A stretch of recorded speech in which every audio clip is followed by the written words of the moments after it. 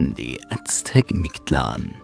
If the Maya Xibalba is a drink-filled polity of houses and tests, Mictlan is its Aztec cousin with a distinct timetable and topography.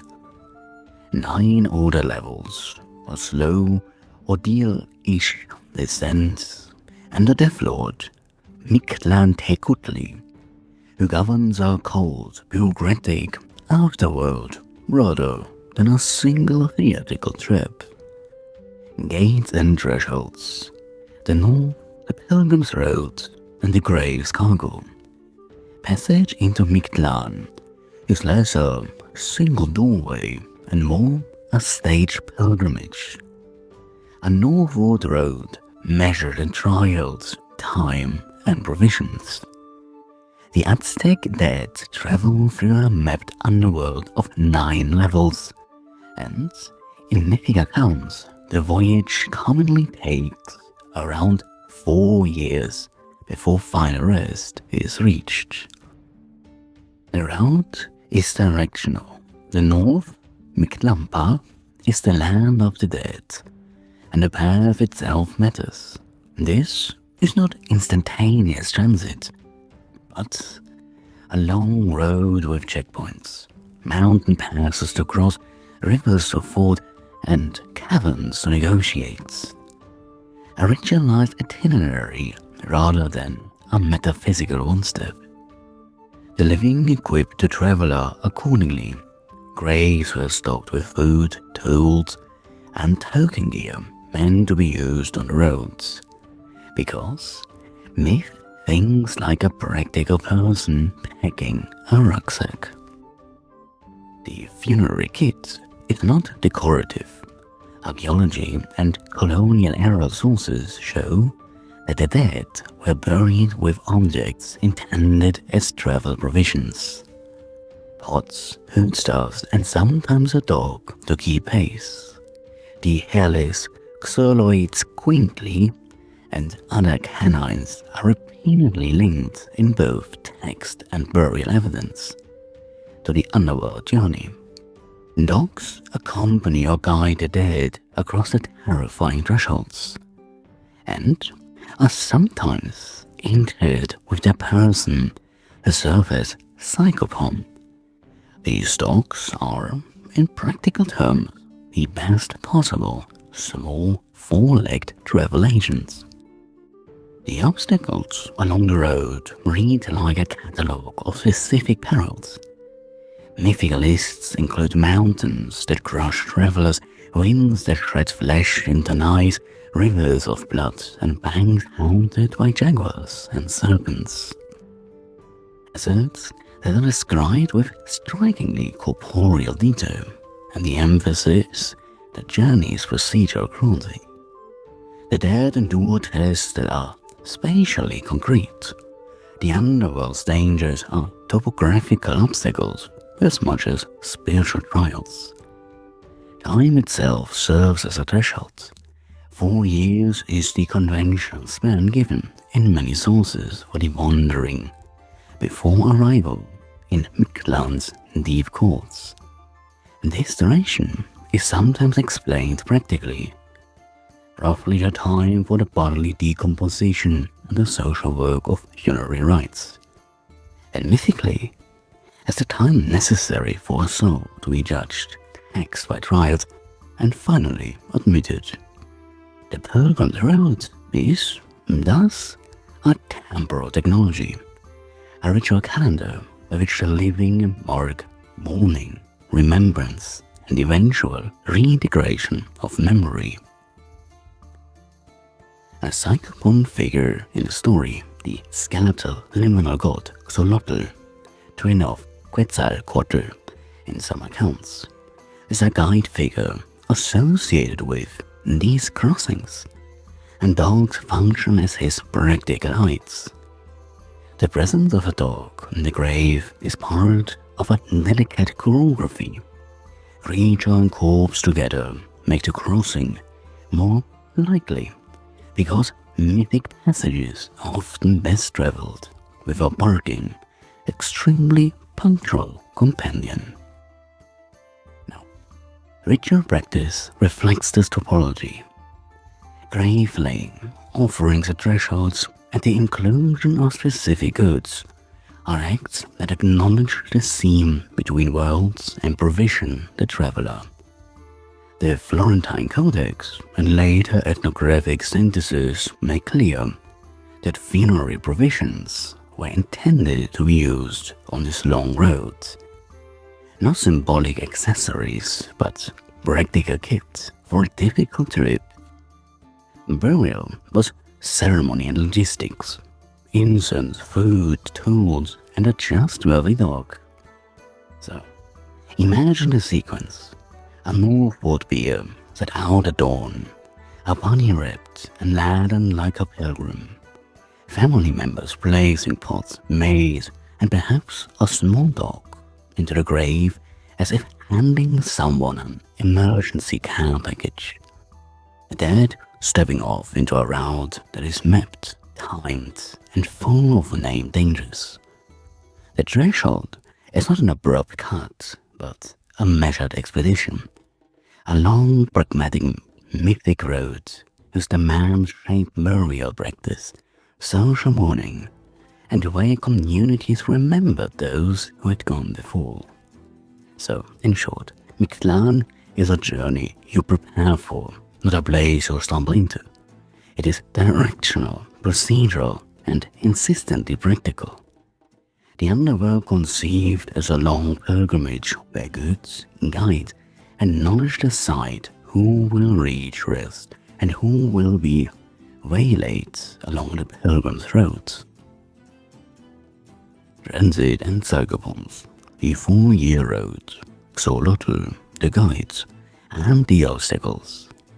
The road to Mictlan is not a dramatic plunge so much as a long, laborious pilgrimage, a northward trek measured in stages, trials, and time. In Aztec thought, the Underworld consists of 9 regions, or levels, and the typical journey for ordinary deaths takes around 4 years, a prolonged passage that is both geographically mapped and ritually structured. And guides matter. Xōlōtl, the dog-headed twin of Quetzalcoatl, and a liminal figure of dusk and deformity, functions as a psychopomp in the myths, a canine or twin guide who shepherds souls toward Mictlan. This divine function is reflected in practice. Xōlōtls quaintly and similar dogs frequently appear in burial contexts and iconography. Their presence intended to aid or accompany the dead across watery thresholds. Burial evidence and codex imagery underline that dogs were more than companions. They were practical, spirited travel agents. The journey's perils are strikingly concrete, a catalogue of landscape as obstacle. Mythicalists describe mountains that crash together, wind fields studded with obsidian knives that share flesh, rivers of blood, or paths patrolled by jaguars and serpents, and others stage dangers that test endurance and cleverness. And these are not metaphors without edges. They are narrative set pieces with their own logic, the kind of hazards you pack for rather than politely ignore. Now, because the road is procedural, the dead carry a kit, funerary provisions, food, tools, pottery, sometimes even a dog, are practical equipment for the pilgrimage. Colonial-era sources and archaeological contexts, such as burials with grave goods and animal remains, show that these items were intended to be used by the deceased on their way north, not merely display pieces. Think of those pots and bundles as an emergency ration pack and a set of very old-fashioned travel instructions. The living remain essential to the enterprise. Songs, offerings, remembered names, and funerary rites act as directional aids and maps. Recited names anchor identity, offerings provision the traveler, and communal remembrance keeps the route legible. Rituals performed by kin priests help orient the dead, steadying a perilous passage in precisely the ways a well-planned caravan might do for travelers on a hazardous road. The pilgrimage is therefore an ongoing collaboration between the gone and the remaining. Psychopompic assistance is both divine and domestic. A dog interred with a person functions as an embodied guide. Xōlōtl's mythology makes the canine's role exemplary, and the textual and material record repeatedly ties dogs to guidance across the crossing. The image is practical and oddly touching. A warm, punctual companion whose job description is see you safely across, no small talk. And finally, the pilgrimage duration itself is meaningful. The multi-year itinerary is both a temporal threshold and a social technology. It structures mourning, signals the period for ritual interventions, and allows communities to perform the necessary rites, as will increase the traveler's chances of arrival. The route's length transforms death from an instant into a social process, one that demands provisioning, memory work, and communal attention until the final rest is attained. In short, Mictlan is a journey you prepare for, not a destination you stumble into. Guides, divine and canine, are pragmatic funerary kits, name parallels with tiny rules, and the living ritual cartography together make the underworld legible and, crucially, negotiable. Pack sensibly, bring a dog, and mighty knives in the winds. God and Inhabitants, Mictlantécutli, Mictecacihuatl, and the Empire of Bones. Mictlan is run like a household that took the phrase, "keep your skeletons in the closet," far too literally. At its center sit Mictlantécutli and his consort Mictecacihuatl, a royal couple of the underworld who receive offerings, preside over the final hall, and decorate the place with an aesthetic taste for skulls, owls, beds, and decidedly macabre crookery. They are less cosmic tempters than domestic hosts with dreadful table manners. Their court is emphatically domestic. The underworld is furnished with houses, benches, feasts, and a sort of grotesque decor, necklaces of gold, dishes of unsettling victuals, and the persistent presence of night creatures that look as though they've never quite were given daylight for existing. This isn't a sublime apocalypse. It's a home where the cushions are made of bone and the small talk is terrifying. The point is intimate rather than infinite. The netherworld mirrors ordinary household life, but twists it into a climate of perpetual morbidity. Mictlantécutli and Mictecacihuatl aren't remote monarchs so much as managers of a grim welfare state. They accept the dead's offerings, preside over the last stations, and take the ceremonial role seriously. Colonial sources and codices record the imagery and function in striking, oft ugly detail, showing how the Mexica rendered mortality as something to be cared for, curated, and occasionally entertained. The Florentine Codex and pictorial codices give us the visual vocabulary of these households. The masks, the skull bands, the owl feathers, and they make the underworld feel like a place with domestic protocol rather than a single fiery condemnation. The cult is staffed. Psychopomps, night gods, and local nether beings perform the tasks of reception, adjudication, and maintenance. Colonial-era ethnographies and Aztec pictorial sources name attendants and detail their functions. These figures keep the levels of Mictlan running on schedule. Someone watches the doors, someone else serves the food with ritual precision, and a reliable retinue ensures that the dead are processed according to the underworld's etiquette. It is bureaucracy with an appetite. There is a practical theology to the grotesquerie. The households are more with trappings. Aren't mere horror show aesthetics. They signal relationships, obligations, and memory.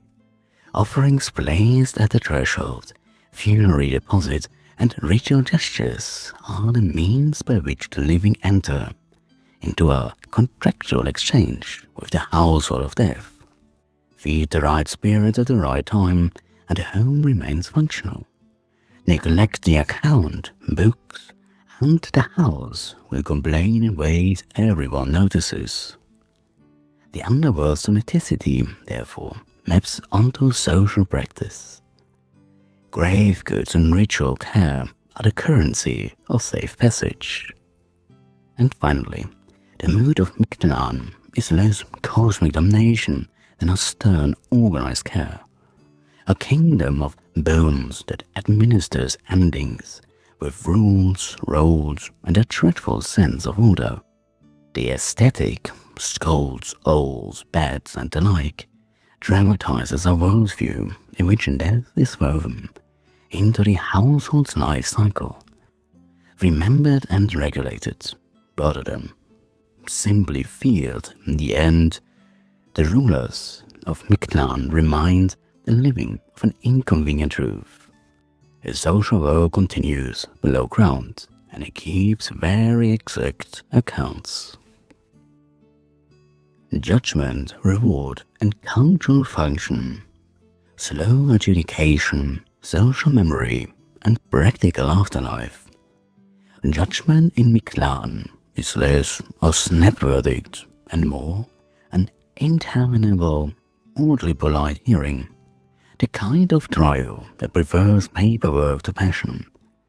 The dead do not arrive and find themselves summarily damned or glorified. Instead, they embark on a measured procedure, a long pilgrimage of stages, each with its own tests, delays, and required receipts.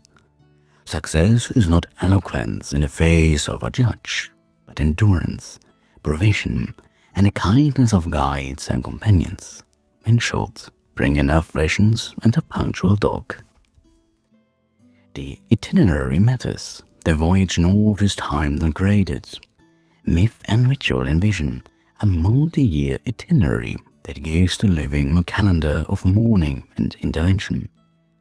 Throughout this slow adjudication, the traveler's kit, food, tools, symbolic coinage, and sometimes a dog, is not mere sentiment.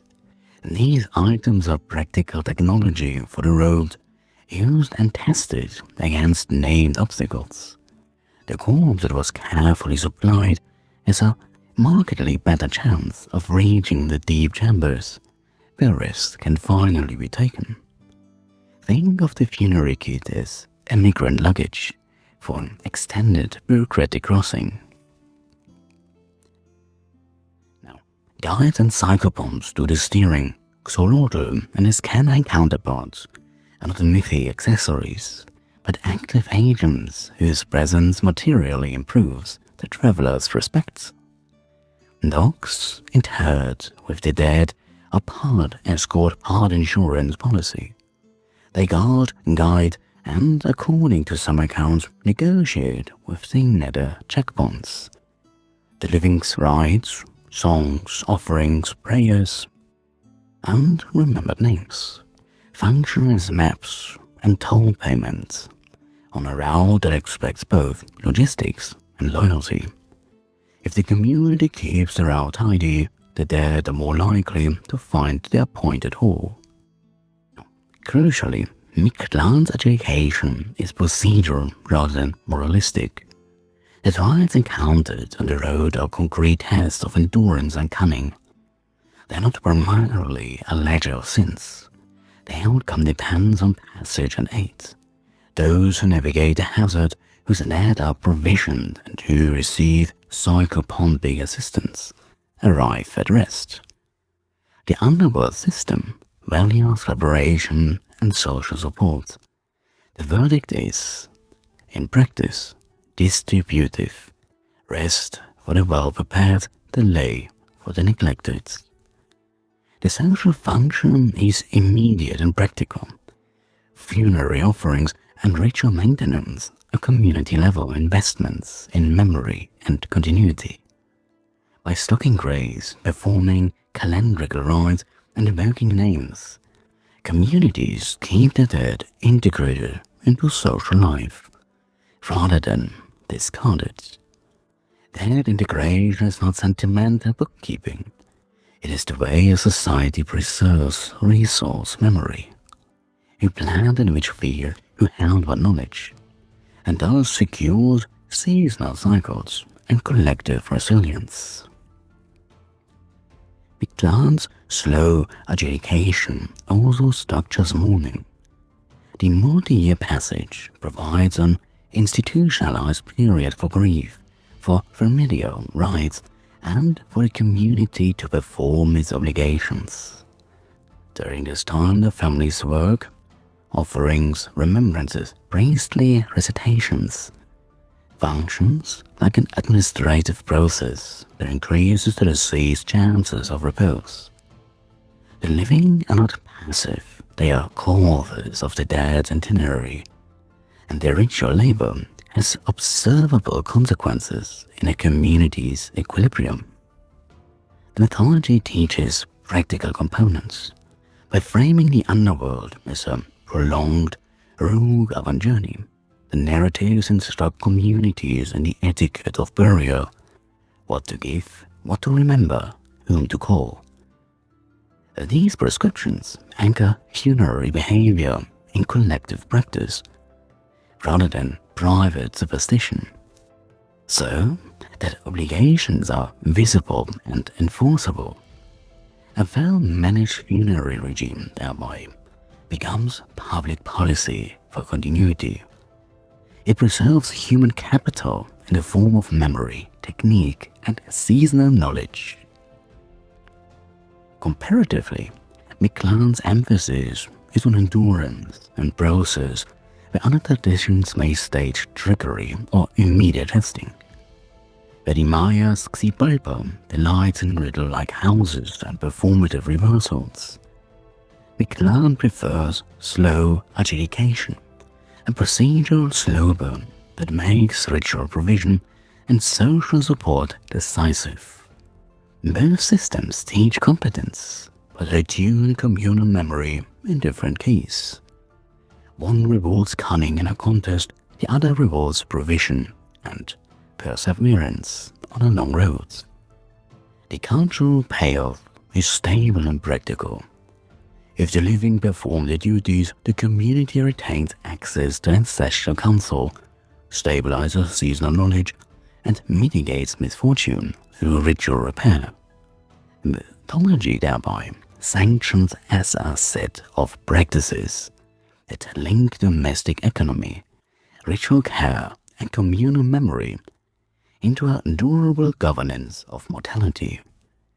The afterlife is thus not merely metaphysical theater, but a social technology that keeps families and fields intelligible across generations.